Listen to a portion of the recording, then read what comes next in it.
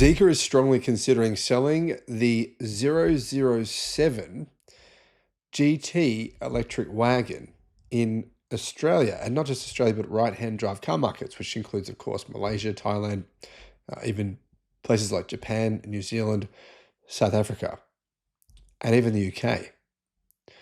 There's been a lot of people saying they think this is the best looking car they've ever seen. I mean, it sounds crazy, but it's just, looks of a car are subjective. So I personally think this might be the best looking car that I've seen in the last few years. And therefore, Geely and Zeekr are strongly considering selling it. If you're interested, send them an email, and basically if they get enough people registering their interest, they will actually sell it to right-hand drive markets.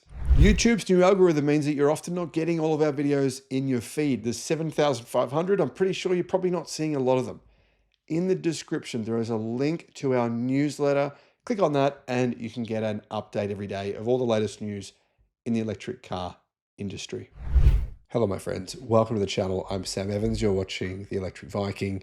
Zeekr's 007GT wagon. Well, it's in Australia for evaluation. And you've got to say, this thing looks just absolutely sensational. A lot of people have contacted me saying this is the car that they want. And interestingly, I've done 7,500 videos, and really the largest number of emails that I get are about new Xpengs and new Zeekrs. But for Zeekr particularly, the 001 and the 007 GT are the two cars that people really want. This would become only the third brand to sell an electric wagon in Australia after BMW and Porsche. But to be honest, BMW and Porsche, their electric wagons, yeah, they're nice, but very, very, very expensive. One left-hand drive example of the Zeekr 007 GT with 825 kilometers of driving range is in Australia and will be on display in Sydney next month. So you can go and have a look at it at the Sydney Zeekr showroom. A right-hand drive version is probably about 12 months away, the company said. Frank Lee, the managing director of Zeekr Australia and vice president of Zeekr International, told local media, "We haven't decided which models to bring to local showrooms after the new 7X SUV, but I'm happy to bring some models, the left-hand drive demo models, to Australia to have some customer clinics and some media clinics to test the market." But really, ultimately, it's not about the media. It's actually about you guys. The media don't buy the cars, they just drive them. And they don't do a whole lot of driving them, to be honest, of them anyway, to be honest. That's the truth. Ultimately, what it depends on is customer interest. If enough customers want them, they'll do it. So actually, he said, 007 GT is on the way and will be shown at the Sydney Auto Show, if there's no issue. The Zeekr executive is referencing the Sydney International EV Motor Show, which is on the 31st of October to the 2nd of November. Now, I'll be at that show. I'd love to see you there. I'll put a link in the description that gives you a discount on tickets. So you obviously can come and have a look at one of these cars and see if this, see if it looks as good in the flesh as it does in the pictures.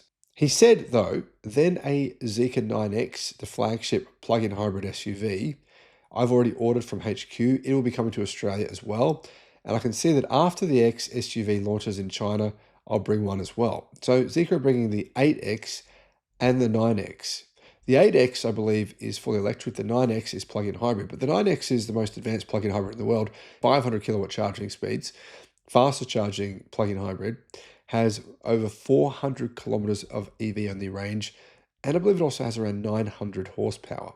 Now, interestingly, Frank said this: if you have an internal combustion, petrol or diesel car, when you transfer the vehicle from left-hand drive to right-hand drive, it maybe costs you 2 or 3 years at least. It's very expensive to do it, and that's why here in Australia, we don't get factory-made right-hand drive pickup trucks from the United States. We've got to buy them from the US, ship them over on left-hand drive, and then spend usually around 25,000 Australian dollars to move the steering wheel from the left side of the car to the right. There's a lot involved in actually doing it. He said this: for Zeekr, based on our smart EV platform, I would say that every single model, when they're being developed, they have been reserved for right-hand drive as well.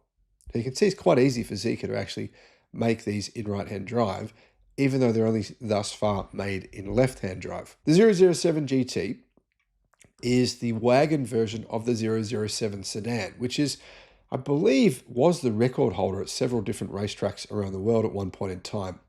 It has the new version, a 900-volt architecture, and it's a little bit cheaper than the Zeekr 7X. It's about 13% cheaper than a Zeekr 7X. That gives you an idea of pricing.